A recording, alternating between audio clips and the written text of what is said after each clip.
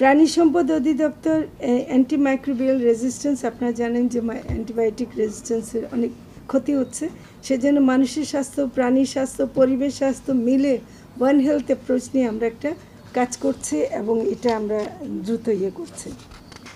একটা গুরুত্বপূর্ণ কাজ করছে, আপনাদের দৃষ্টি আকর্ষণ করব, সেটা হলো যে দীর্ঘদিন আমাদের প্রাণী সম্পদ বিভাগে একটা দ্বন্দ্ব ছিল।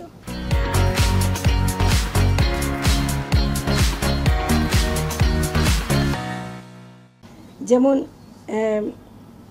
যারা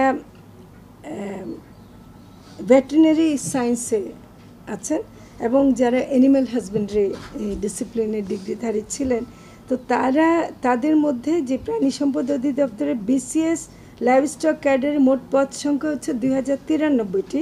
এর মধ্যে এন্ট্রি লেভেলের নবম গ্রেডের পদ 875টি, তার মধ্যে 695টি পদে DVM BSc in vet science and animal husbandry উভয় সেটা যেতে পারে, এবং বাকি 180টি পদে বিএসসি ইন অ্যানিম্যাল হাজবেন্ডারি যাওয়ার কথা। এবং এটা নিয়ে একটা দ্বন্দ্ব ছিল, যেটা আমরা উভয় পক্ষের সাথে কথা বলে আমরা একটা কমন একটা আন্ডারস্ট্যান্ডিংয়ে আসছি যে তারা এখন প্রান্তিক পর্যায়ে প্রাণী সম্পদ উৎপাদন, প্রাণী স্বাস্থ্য সম্প্রসারণ বিষয়ে আধুনিক বিজ্ঞানসম্মত যুগোপযোগী জ্ঞান ও প্রশিক্ষণ প্রদানের লক্ষ্যে বিসিএস লাইভস্টকে কর্মরত BCS vet science and animal husbandry, মৎস্য প্রাণী সম্পদ মন্ত্রণালয় এবং প্রাণী সম্পদ অধিদপ্তরের আওতায় একটি সমন্বিত ইন সার্ভিস প্রশিক্ষণ কোর্স মেকআপ বাস্তবায়ন করবেন, এবং এর ফলে এই দ্বন্দ্বটা, বৈষম্যটা আর থাকবে না। তো সেটা প্রায় 20 বছর ধরে অনেক আলোচনা চলছিল, কোনো মতেই সম্ভব হচ্ছিল না। এখন এটা করা হয়েছে, এটা আমরা অন্তত খুশি। আমরা অনেকগুলো আইন সংশোধনের চেষ্টা করব, সেটা আমরা করছি। আর একটা হলো যে আরেকটা উদ্যোগ নিয়েছি, এটা এখনও যদি আপনাদেরকে বলছি কিন্তু এখনও এটা হয়নি, সেটা হলো যে যেহেতু কৃষি ব্যাংক আছে, কৃষির বিশেষায়িত ব্যাংক আছে এবং সেখানে সুদের হার একটা ভিন্ন, আমাদেরকে যেতে হয় নর্মাল ব্যাংকে এবং সেখানে সুদের হার সেটা আমাদের খামারিদের পক্ষে দেওয়া সম্ভব না।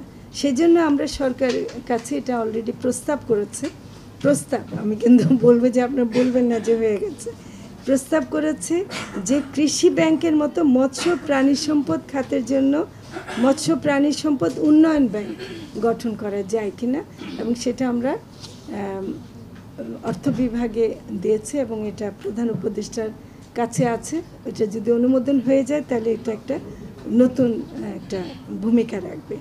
তো যাই হোক, আমি আপনাদেরকে অনেক ধন্যবাদ জানাচ্ছি। আর আমাদের কমিটমেন্ট হলো দেশের মানুষের খাদ্য যোগান এবং প্রাণীজ আমিষ যোগান এবং নিরাপদ খাদ্য যোগান এবং ন্যায্য মূল্যে দেয়, মানে অ্যাটলিস্ট তাদের সহনীয় একটা দামের মধ্যে দিতে পারে। তো সেই চেষ্টা আমরা করছি। যেখানে আমাদের ব্যর্থতা আছে আমরা অকপটে স্বীকার করছি আমাদের ব্যর্থতা বা পারিনি। আমি বলবো না যে সব কিছু পেরেছে, তবে চেষ্টা যে করেছে আমার সহকর্মীরা সবাই এখানে আছে, তারা বলবে